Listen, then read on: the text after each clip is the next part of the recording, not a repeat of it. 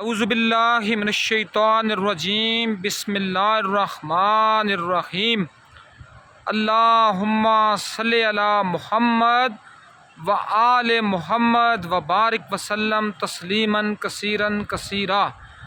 ابھی میں اور میرے دوست امجد شاہ صاحب ہم ایک ویڈیو بنا رہے تھے یہاں اس قلعے کے اوپر، جس کو رتا قلعہ بھی کہتے ہیں، جس کو ہم اپنے زبان میں سرخ قلعہ بھی کہتے ہیں، جس کو لال قلعہ بھی کہتے ہیں، جس کو پلیٹ کا قلعہ بھی کہتے ہیں، اس کے مختلف نام ہیں۔ تو اسی قلعے کی ایک اطراف میں پورا مظفر آباد شہر آباد ہے، جو نظر نہیں آ رہا ہے یہاں سے، اس کے مضافات نظر آ رہے ہیں۔ وہ جو مسجد نظر آ رہی ہے آپ کو، مسجد کے سامنے سے مظفر آباد شہر شروع ہوتا ہے۔ اور اس قلعے کی تھوڑی سی بات ہوئی ہے جو میں پہلے ہی بتا چکا ہوں۔ 1546 میں اس کی بنیاد رکھی گئی، چک بادشاہوں نے رکھی۔ اس کے بعد 1587 میں اس کو دوبارہ رینوویٹ کیا گیا، جو مغلوں کے سب سے عظیم شہنشاہ اکبر اعظم نے اس کو رینوویٹ کیا۔ پھر 1646 میں مظفر آباد شہر کے جو بانی تھے سلطان مظفر، انہوں نے اس کو دوبارہ مزین کیا۔ اور پھر 1947 میں جب یہ ریاست 4 حصوں میں تقسیم ہوئی اور یہ حصہ گائے کے گوشت کھانے والوں کے مقدروں میں آیا، تو پھر اس قلعے کو عام آبادی کے لیے کھول دیا گیا، اور اس کا جو دفاعی پرپس تھا وہ کسی حد تک ختم ہو گیا۔ تو ابھی بھی یہاں موجود ہیں، یہ پار میرے سامنے آپ کو نظر آ رہے ہیں، یہ دفاعی پرپز ہی ہے،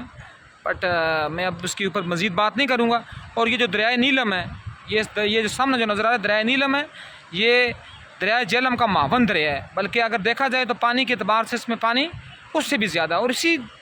دریائے نیلم کے اوپر تقریباً 1200 سے لے کر 1500 میگا واٹ بجلی پیدا ہو رہی ہے، جو پورے پنجاب کو اور پاکستان کے ایک بڑے علاقے کو روشن بھی کرتی ہے اور پنجاب سارے کو سیراب بھی کرتی ہے۔ تو اس قلعے کی سب سے بالا دیوار پر بیٹھ کر اب میرے ذہن میں یہ آیا کہ ہم نے اپنا کام تو بہت کچھ کر چکے ہیں، اب ہم اس محمد کا اور اس محمد کی اولاد کا ذکر کریں، ذکر منقبت کی صورت میں کریں، حمد کی صورت میں کریں، اللہ کی تعریف یا نبی کی نعت کی صورت میں کریں، وہ بھی عبادت ہے۔ لیکن ابھی ہم یہ کوشش کریں گے کہ ہم ایک نوحہ محمد اور آل محمد کی جو مظلومیت ہے ان کی اولاد کے اوپر جو ظلم ڈھائے گے، ہم بھی اپنی طرف سے تھوڑا سا پرسہ پیش کرنے کی کوشش کریں گے۔ اور اس پرسہ داری میں بعض لوگ ہیں نا، بعض لوگوں کے پیٹ میں مروڑ پڑ جاتے ہیں کہ نا جی توحید پرست ہیں ہم، اور یہ شرک ہے اور وہ ہے اور یہ ہے، اور عقل کے اندھو مالک ہے، وہ مالک کے ساتھ آپ کسی کو شریک کرنے کی کوشش کیوں کرتے ہو؟ وہ مالک ہے، وہ کائنات کا خالق ہے، تمام جو چیزیں وہ اس کی خلق کرتا ہے۔ تو اسی لیے اللہ پاک نے ہم جیسے ابو جو ہے نا، جو توحیدی ابو جہل کے جو لوگ جو اپنے آپ کو بڑا توحیدی سمجھتے ہیں، ان کے لیے اللہ نے سورہ الرحمن جو قرآن کی دلہن قرار دی جاتی ہے، اس میں اللہ فرماتے ہیں الرحمن علم القرآن خلق الانسان، کہ رحمان وہ ہے جس نے قرآن کی تعلیم دی، قرآن سکھایا، علم القرآن، اور انسان کو خلق کیا۔ اس کا مطلب ہے کہ انسان کا خلق کرنا بعد کی بات ہے، قرآن کی تعلیم پہلے کی بات ہے۔ رحمان تو رحمان ہے، وہ تو خالق ہے، تو اس لیے جس کو تعلیم دے گی نا وہ محمد اور آل محمد کی ذات ہی تھی۔ لیکن یہ آپ کی عقلوں میں ابھی کہاں یہ بات آئے گی، چونکہ جو جن کی نسلیں 3-4 پوڑیاں پہلے، 3-4 پشتیں پہلے ہندو یا سکھوں سے مسلمان ہوئی ہوں، اور وہی آ کر بعد میں توجیہاں پیش کریں، تو یہ ایک تھوڑی سی ستم ظریفی بھی ہے، اور انسان کی اپنی ذات کے اوپر بھی دشنام ترازی کے مترادف بھی یہ بات ہوتی ہے۔ اور پھر بعض لوگ مجھے کہتے ہیں نا جی کہ آپ لعنت کرتے ہیں اور یہ بات کرتے ہیں اور اس بات میں یہ تناظر ہیں، تو ان کے لیے چھوٹی سی میں بات کروں گا کہ سورہ الاحزاب کی آیت نمبر 55 میں اللہ فرماتے ہیں ان اللہ و ملائکتہ یصلون علی النبی یا ایھا الذین آمنوا صلوا علیہ وسلموا تسلیما، کہ اللہ اور اس کے فرشتے محمد پر درود و سلام بھیجتے ہیں، اس لیے اے ایمان لو تم بھی محمد اور ان کی اولاد پر درود و سلام بھیجو۔ لیکن یہ یاد رکھنا یہ آیت یہاں ہی ختم نہیں ہوتی، اس سے اگلی 56ویں آیت میں اللہ کہتے ہیں ان اللہ لعن الذین، کہ ان لوگوں پر اللہ کی لعنت ہے، اللہ کے نبیوں کی طرف سے لعنت ہے، فرشتوں کی طرف سے لعنت ہے۔ جب اللہ کی لعنت ہے، اللہ کی تمام مخلوقات کی لعنت ہے، جو کیا کرتے ہیں، جو اللہ اور اس کے رسول کو اعزاز دیتے ہیں، اس کی اولاد کو اعزاز دیتے ہیں۔ تو اس لیے انسان کے پتر بن جاؤ کہ اس سے پہلے کہ لعنت کے مصداق ٹھہرائے جاؤ۔ تو انہی الفاظ کے ساتھ میں امجد شاہ صاحب کو گزارش کروں گا کہ آپ نوے کے چاند اشعار پیش کریں تاکہ ہم بھی محمد اور آل محمد کے ذکر اور ان کی اولاد مطہرہ پر جو ظلم ڈھائے گے ہم اس میں پرساداری میں تھوڑا سا شریک ہو سکیں۔ بسم اللہ الرحمن الرحیم، اللہم صلی علی محمد و آل محمد و بارک وسلم تسلیما کثیرا کثیرا۔ ارمان ریا ارمان ریا کیوں باد حسین جہان ریا، ارمان ریا ارمان ریا کیوں باد حسین جہان ریا، مظلوم دا صدقہ صلی علی ایمان ریا قرآن ریا۔ امجد صاحب ذرا ایک منٹ آپ رکیں، یہ ہم پنجابی کا کلام پیش کر رہے ہیں، میرا خیال ہے میرے سننے والے بہت لوگوں کو پنجابی سمجھ آتی ہوگی، تو بڑی ایسا دردناک جملہ ہے نا کہ میں کہتا ہوں کہ انسان کا سینہ اور پھٹ کر باہر نکل آتا ہے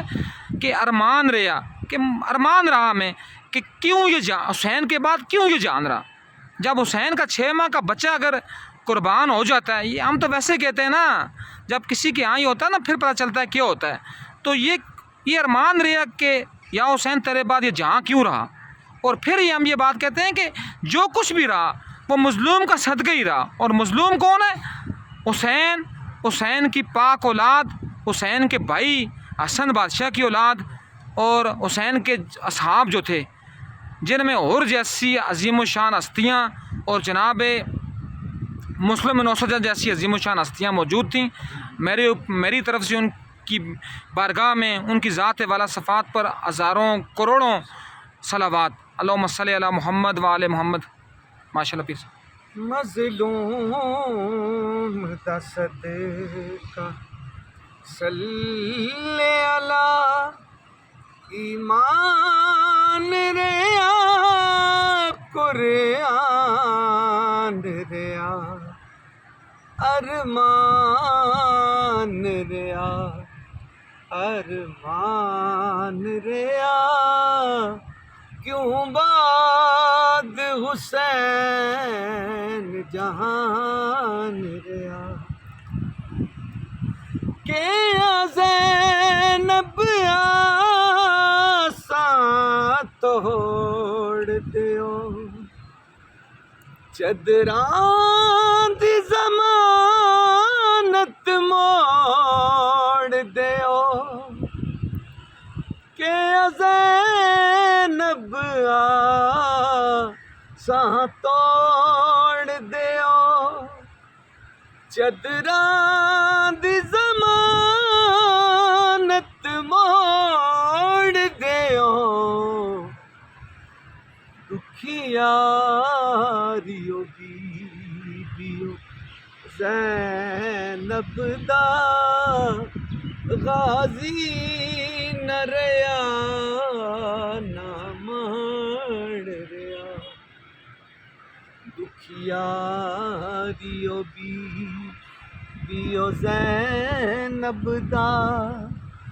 غازی نہ ریا نہ مڑ ریا، ارمان ریا ارمان ریا کیوں باد حسین جہان ریا۔ اللہم صلی علی محمد و آل محمد۔ یہ ہماری طرف سے ہم ناچیزوں کی طرف سے بی بی فاطمہ سلام اللہ علیہا کی بارگاہ اقدس میں پرسہ کے چند اشعار تھے، تو جس جگہ ہم نے یہ بیٹھ کر ادا کیے آپ کو نظر آ رہا ہوگا، یہ پہاڑ کی چوٹی، اس پہاڑ کی چوٹی پر جناب زہرا کا ایک فرزند ارجمند جناب سیدنا سید شاہ حسین بخاری کی صورت میں موجود ہے، جس کا سایہ نہ صرف مظفر آباد پر بلکہ پورا مانسہرہ، ایبٹ آباد، ہری پور تک جاتا ہے، اور انہی کا صدقہ جو ہے نا یہ مظفر آباد اور اس کے مضافات جو ہیں وہ موجود ہیں اور کسی حد تک دشمنوں کے شر سے پاک ہیں۔ تو میری یہی گزارش ہے سب لوگوں کو کہ کوشش کیا کریں اپنی زندگیوں میں سے چند لمحے نکال کر، چونکہ زندگی تو صرف حسین کے خون کا صدقہ ہی ہے جو قائم دائم ہے، تو کوشش کیا کریں کہ حسین کے خون کی لاج رکھا کریں، ذکر کی شکل میں، مالک کے اوپر حمد کی شکل میں، مالک کے محبوب محمد صلی اللہ علیہ وآلہ وسلم کے اوپر نعت کی شکل میں، علی اور اولاد علی کی منقبت کی شکل میں، یا اولاد علی اور بی بی زہرا کے اوپر جو ظلم ڈھائے گئے ان کے اوپر ان کے ذکر کی شکل میں، نوح اخوانی کی شکل میں اپنا حق ادا کرنے کی کوشش کیا کریں، چونکہ یہ زندگی بھی ختم ہو جائے گی، انسان بھی ختم ہو جائیں گے، لیکن محمد اور آل محمد کا ذکر کبھی ختم نہیں ہوگا۔ کیوں؟ وَرَفَعْنَا لَكَ ذِكْرَكَ، تیرا ذکر بلند کر دیا گیا، اس میں نہ میری کوئی اوقات ہے نہ کسی اور کی کوئی اوقات ہے کہ بلند کرے گا یا کم کرے گا۔ انہی الفاظ کے ساتھ میں اپنی بات کو اس دریا کی روانیوں کے حوالے کرتے ہوئے ختم کرتا ہوں۔ وَمَا عَلَيْنَا إِلَّا الْبَلَاغُ الْمُبِينُ۔